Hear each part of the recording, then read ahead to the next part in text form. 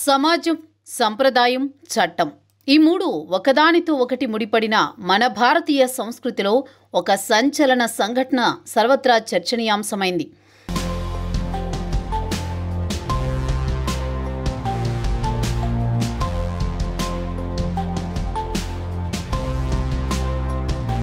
ఉత్తరప్రదేశ్లోని బదాయూ కోర్టు ప్రాంగణంలోని శివాలయంలో ఇద్దరు మహిళలు న్యాయవాదుల సమక్షంలో దండలు మార్చుకుని పెళ్లి చేసుకున్నారు. మాకు పురుషులు ఇష్టం లేదు అంటూ తమ ప్రేమను, తమ నిర్ణయాన్ని ప్రపంచానికి చాటి చెప్పారు ఈ జంట. ఈ వివాహం సొసైటీలో కొత్త ఆలోచన రేకెత్తిస్తోంది. భారత్లో ఇలాంటి పెళ్లిళ్లు ఎన్ని జరిగాయి? ఈ పెళ్లి చట్టపరంగా గుర్తింపు పొందుతుందా? దీనిపై డీటెయిల్డ్గా విశ్లేషణ మీకోసం.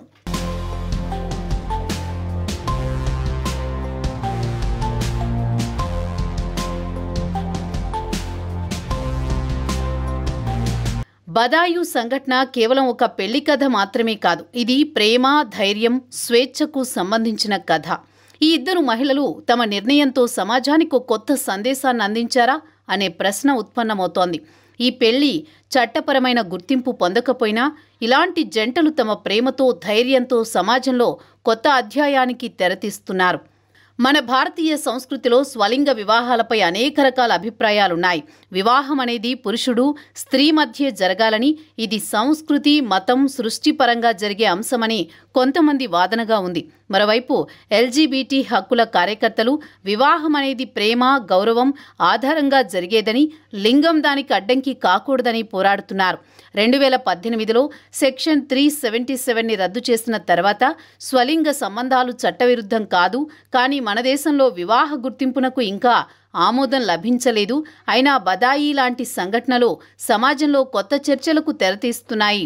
2019లో జరిగిన ఒక సర్వే ప్రకారం ఉత్తరప్రదేశ్, ఢిల్లీ, తమిళనాడు రాష్ట్రాలు స్వలింగ వివాహాలపై అనుకూల వైఖరితో ఉన్నాయి. కానీ దేశవ్యాప్తంగా 62% మంది ఇంకా వ్యతిరేకిస్తున్న పరిస్థితి. అయితే ఈ ఇద్దరు మహిళలు తమ పెళ్లిని రహస్యంగా కాకుండా న్యాయవాదుల సమక్షంలో కోర్టు ప్రాంగణంలో ఎందుకు చేసుకున్నారు అనే ప్రశ్న ఉత్పన్నమవుతుంది.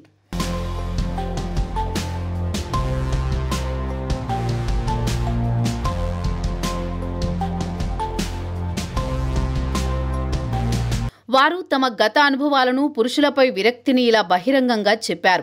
ఇది కేవలం ఒక పెళ్లి కాదు, సమాజంలో లింగ సమానత్వం, వ్యక్తిగత స్వేచ్ఛపై ఒక బలమైన మెసేజ్ అనేది వాళ్ళ వాదనగా తెలుస్తోంది. కానీ ఇక్కడ పెద్ద ప్రశ్న, ఈ పెళ్లి చట్టపరంగా గుర్తింపు పొందుతుందా? భారత్లో స్వలింగ వివాహాలు ఇంకా చట్టబద్ధం కాలేదు.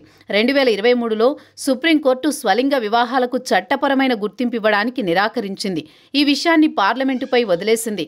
స్పెషల్ మ్యారేజ్ యాక్ట్ 1954 ప్రకారం వివాహం అనేది పురుషుడు, స్త్రీ మధ్య మాత్రమే అని చట్టాలు చెబుతున్నాయి. అయినా సరే ఇలాంటి జంటలు తమ ప్రేమను, తమ హక్కులను సమాజం ముందు ధైర్యంగా నిలదీస్తున్నారు. 2006లో ఓ ఎల్జీబీటీ సంస్థ 25 స్వలింగ వివాహాలను రహస్యంగా నిర్వహించినట్లు తెలిపింది. 2018లో ఆగ్రాలో ఇద్దరు మహిళలు పెళ్లి చేసుకున్నారు, కానీ వారి కుటుంబాలు దీన్ని వ్యతిరేకించాయి. 2019లో హమీర్పూర్లో ఇద్దరు మహిళలు వివాహం చేసుకున్నప్పటికీ రిజిస్ట్రార్ కార్యాలయం ఈ వివాహాన్ని రిజిస్టర్ చేయడానికి నిరాకరించింది. 2022లో నాగపూర్కు చెందిన డాక్టర్ పరోమిత ముఖర్జీ, డాక్టర్ సురభి మిత్రా గోవాలో ఒక గ్రాండ్ వెడ్డింగ్తో తమ ప్రేమను సెలబ్రేట్ చేశారు. ఇది సోషల్ మీడియాలో అప్పట్లో వైరల్ అయింది. ఇటీవల 2025లో గోరఖ్పూర్లో ఇద్దరు మహిళలు శివుని ఆలయంలో వివాహం చేసుకున్నారు. ఇన్స్టాలో పరిచయం కాస్త ప్రేమగా మారి 6 ఏళ్ల తర్వాత పెళ్లి చేసుకున్నారు. ఇంకా ఎన్నో రహస్యంగా, సమాజంపై భయంతో బయటికి రానివి చాలా ఉన్నాయి. బదాయూ నుండి గోవా వరకు, గోరఖ్పూర్ నుండి ఆగ్రా వరకు ఇటువంటి వివాహాలు మన భారతదేశంలో లింగభేదం లేకుండా అందరూ సమానమే అనే కొత్త నిర్వచనాన్ని ఇస్తున్నాయి. కానీ ఇటువంటివి ఎన్నో సవాళ్లు ఎదుర్కొంటున్న పరిస్థితి. ఈ జంటల ధైర్యం అందరికీ స్ఫూర్తిని ఇచ్చే అంశం. నమస్తే.